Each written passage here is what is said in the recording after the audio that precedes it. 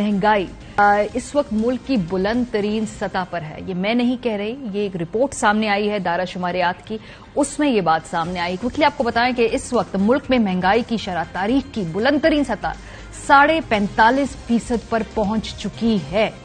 एक हफ्ते के दौरान, सिर्फ एक हफ्ते के दौरान आपको बता रहे हैं 31 अशियाई जरूरिया की कीमतों में जो इजाफा हुआ है आपको दिखाना चाहते हैं। अब आप अगर प्याज लेने जाएंगे, जो बहुत सारे लोग आप में से लेने जाते होंगे, तो आपको लग पता चुका होगा कि इसकी रेट क्या है, इसका भाव क्या है। टमाटर, अंडे, एलपीजी सिलेंडर, आलू, इनकी कीमतों में जितनी तेजी से इजाफा हो रहा है, जो आपकी फूड बास्केट है अब वो एक आम इंसान की पहुंच से मजीद दूर होती जा रही है। और अभी जो सैलाब के बाद फूड शॉर्टेज आनी है, जो एक फूड सिक्योरिटी का क्राइसिस आना है, वो शुरू नहीं हुआ। उसके असरात 1.5 से 2 महीने में आपको नजर आना शुरू होंगे। तो इस वक्त जो खाने पीने की अशिया हैं वो लोगों की पहुंच से दूर है।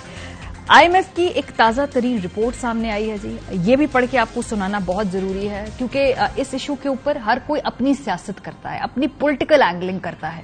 आईएमएफ इसके बारे में क्या कहता है, जो आप ये देखेंगे तो आपको मालूम होगा कि कितनी शेमलेसली इस पे सियासत की जाती है मईशत के ऊपर।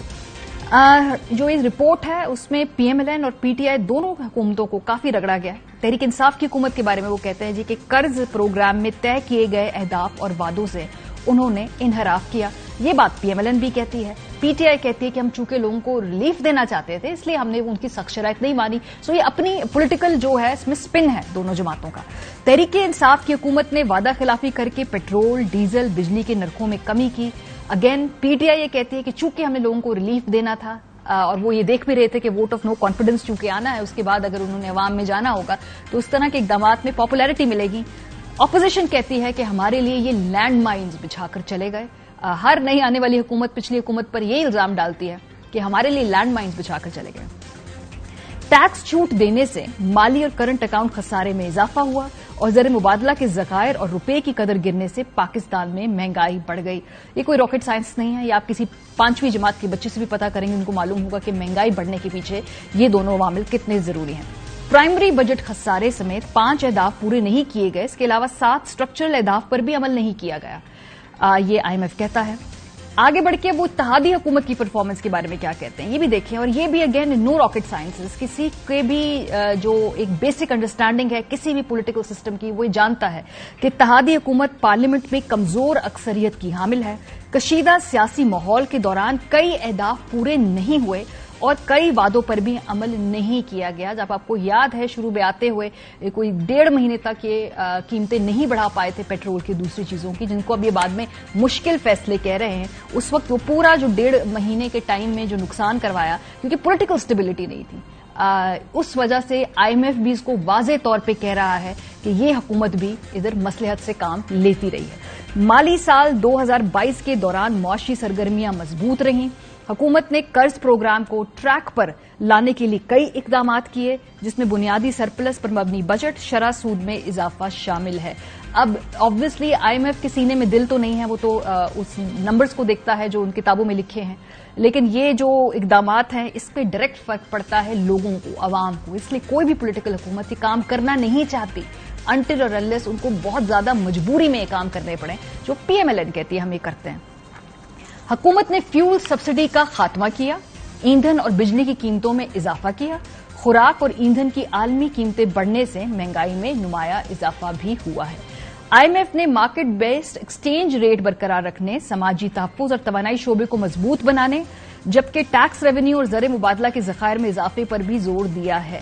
अब ये कोई पहली मर्तबा नहीं है, कह कहकर ये आलमी इदारे आपको थक चुके हैं कि खुदा के वास्ते हमारे पास तो आप आते ही हैं, उनको तो सूट करता है हम उनके पास जाए, लेकिन अपने टैक्स के सिस्टम को तो फिक्स करें ना। ये भी वो साथ कहते हैं कि जो आपकी तवानाई के शोबे वो इतने इनएफिशिएंट है, इनको तो फिक्स करें, जो अंदर से तो लीक्स रोके उसके बाद हमारे पास आए। लेकिन अल्लाह का शुक्र है 28 प्रोग्राम्स हमने कर लिए हैं, जिसमें से 2 हमने मुकम्मल किए हैं, लेकिन हमें ये काम नहीं करने। $1 अरब के मिलने पर हमने बहुत ज्यादा खुशियां जरूर मनानी होती हैं।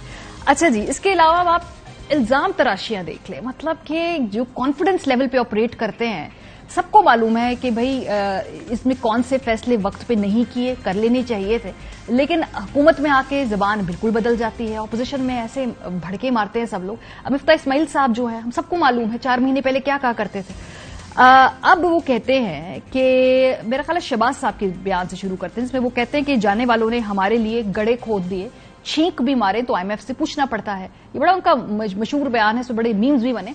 शहबाज साहब ने क्या कहा, जरा देखिए।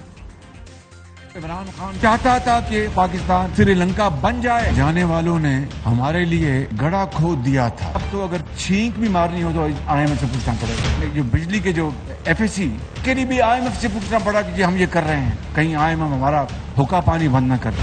1.2 अरब डॉलर की आईएमएफ की कर्ज है। नाक से लकीरें निकाली है कि मैंने जिंदगी में कभी इस तरह का मंजर नहीं देखा। अपने पांव पे अगर खड़ा होना है तो आईएमएफ का ये आखिरी प्रोग्राम होना चाहिए। जनाब, अब शहबाज साहब जो है इस वक्त बता रहे हैं वो कितने मजबूर है आईएमएफ के सामने। ऐसा लग रहा है जैसे आईएमएफ 2018 से पहले तो पाकिस्तान की सियासत में उसका लेना देना ही कुछ नहीं था। इनकी अपनी गवर्नमेंट ये कहती है 2018 से पहले के इलेक्शन हुआ तो हमें आईएमएफ के पास दोबारा जाना पड़ेगा। उनके वजीर ऑन रिकॉर्ड ये बात कहते हैं। अब ये इंटेलेक्चुअल डिसऑनेस्टी का आलम है कि जब आप ऑपोजिशन में थे और जो उस वक्त पीटीआई की हुकूमत आईएमएफ की शराइत के ऊपर अमल दरामद कर रही थी, तो उस वक्त शहबाज साहब कहते थे कि किस तरह $1 अरब के लिए आईएमएफ के आगे ये ढेर हो जाते हैं और उस वजह से ये सिक्योरिटी रिस्क बन चुके हैं। ये $1 अरब का जो फिगर है बड़ा आयरॉनिक है, क्योंकि इस वक्त ये हुकूमत भी तकरीबन इतनी ही रकम के लिए उनकी जो नाक है वो रगड़ रही है, क्योंकि आईएमएफ उनसे सारी अपनी सख्त शराइत मनवा रहा है। शहबाज साहब उस वक्त क्या कहते थे, जी देखें। $1 बिलियन के लिए आईएमएफ के मिन्नते तरले कर रहे हैं और उनके साथ ऐसी शराइत हम एक्सेप्ट कर रहे हैं जिससे कि पाकिस्तान की खुद मुख्तारी और आजादी पर बहुत बड़ा धचका लगेगा। हम खुद इकट्ठे करते हैं, सूबों के साथ बात करें। 180 अरब रुपए जमा करना कोई मुश्किल काम नहीं, लेकिन ये $1 अरब के लिए आईएमएफ के आगे ढेर हो गए हैं। ये सिक्योरिटी रिस्क बन चुके हैं।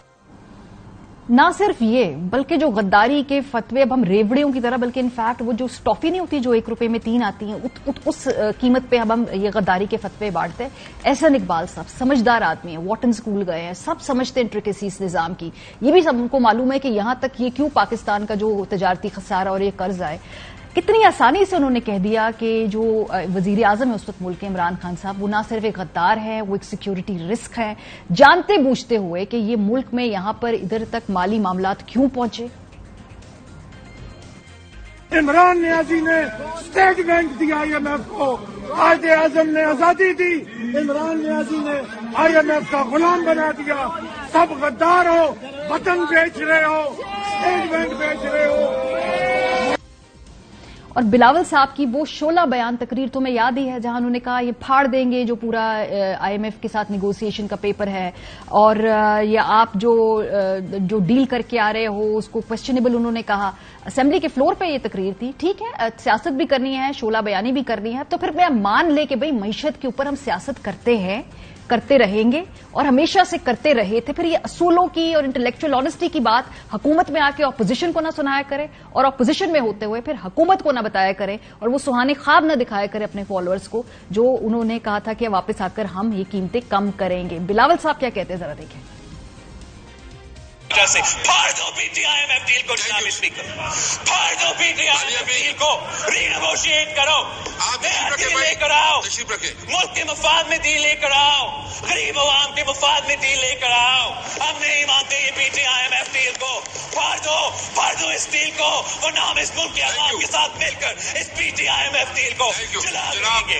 ये जो इनका आईएमएफ डील है ये गैर कानूनी है, हम आज भी इसको नहीं मानते हैं। हम मुतालबा करते हैं कि आईएमएफ डील से निकलो। आईएमएफ डील से निकले जी, हमें मुतालबा करते हैं। बिलावल भुट्टो साहब बहुत अच्छी तरीके से जानते हैं पाकिस्तान को उस वक्त भी आईएमएफ प्रोग्राम की जरूरत थी, क्योंकि हमारा ये 28वां प्रोग्राम है। हम हमेशा आईएमएफ प्रोग्राम लेते हैं और प्रोग्राम से बाहर नहीं निकला जा सकता। ये वो जानते हुए फिर भी एक सियासी तकरीर कर रहे थे।